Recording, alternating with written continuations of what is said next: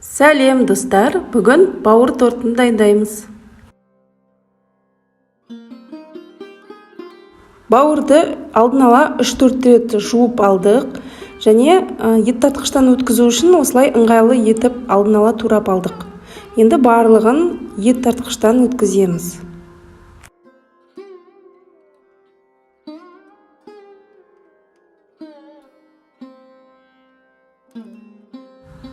Енді блендермен өткізіп аламыз. Сонда біздің блиныларымыз тез піседі, әрі біркелкі болады. Мінекей блендермен өткізіп алдық. Енді бұның үстіне 3 жұмыртқа саламыз. Тұз және қара бұрышты саламыз.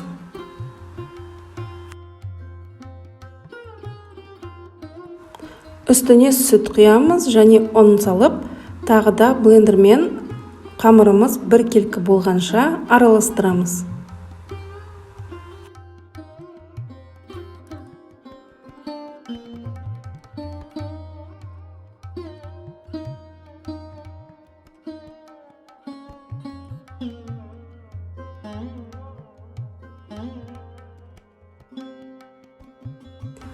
Мінекей біздің қамырымыз дайын болды. Қоюлығы осындай болады. Енді қызып тұрған табада 2 жағын пісіріп аламыз. Блиныларымызды жай отта пісіреміз. Және мен міндетті түрде қақпағын жабамын. Сонда 2 жағының да пісуіне сенімді боламыз. Мінекей осылай бір жағы пісті. Екінші жағын пісіріп аламыз. Және де табамызды 2-3 блины пісіргеннен кейін осылай майлап отырған дұрыс. Дәл осылай барлық блиныларымызды пісіріп аламыз. Мінекей барлығын пісіріп алдық. Менде 2 түрлі размерде 2 торт жасайтын боламын. Біреуі үлкендеу, біреуі кішілеу болады. Келесі салмасын дайындаймыз.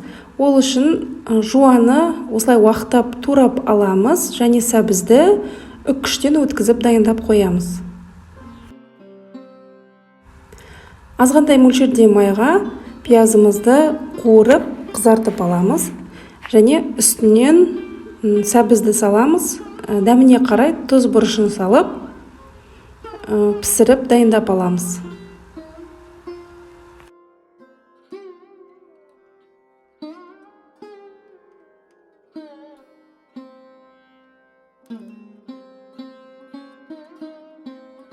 Салмасы дайын болғанша сарымсақ пен майонезді араластырып, осылай дайындап аламыз. Енді тортымызды жинайтын боламыз. Бірінші слойға майонез жағамыз және де салмасын, яғни пияз бен сәбізді ортасына жағамыз.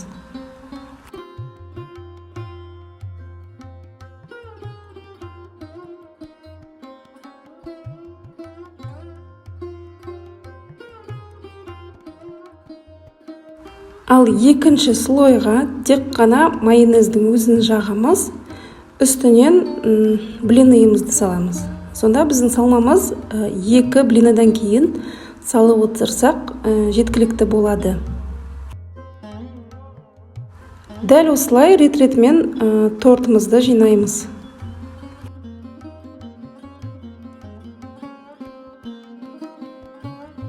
Тортымыз дайын, енді бетін әдемілеуге кірісеміз. Ол үшін азғантай мөлшерде майонезге жұмыртқаның сарысын араластырамыз және тортымыздың бетіне, жанына жағып шығамыз.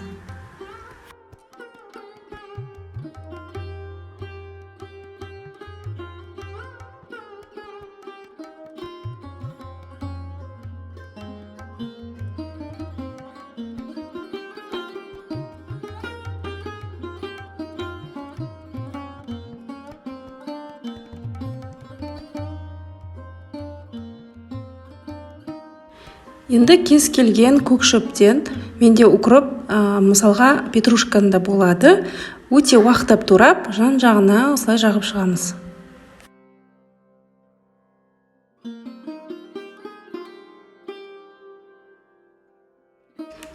Енді осылай порциямен торт сияқты етіп бөліп аламыз алдын ала.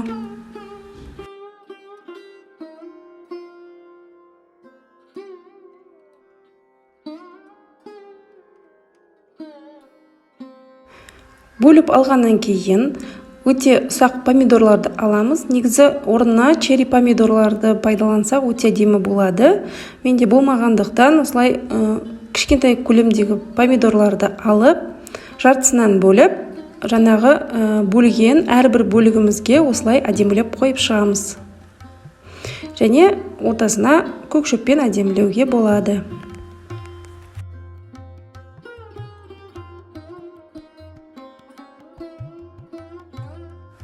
Осымен бауыр тортымыз дайын болды. Сіздерде дәл осы рецептпен жасап көріңіздер. Және өздеріңіздің ойларыңызбен сұрақтарыңызды комментарийде қалдырсаңыздар болады. Өте ерекше болып шығады. Кескенде мінекей осындай өте дәмді жасап көріңіздер. Достар, менің каналыма жазылып, лайк басып кетуді ұмытпаңыздар. Ас болсын!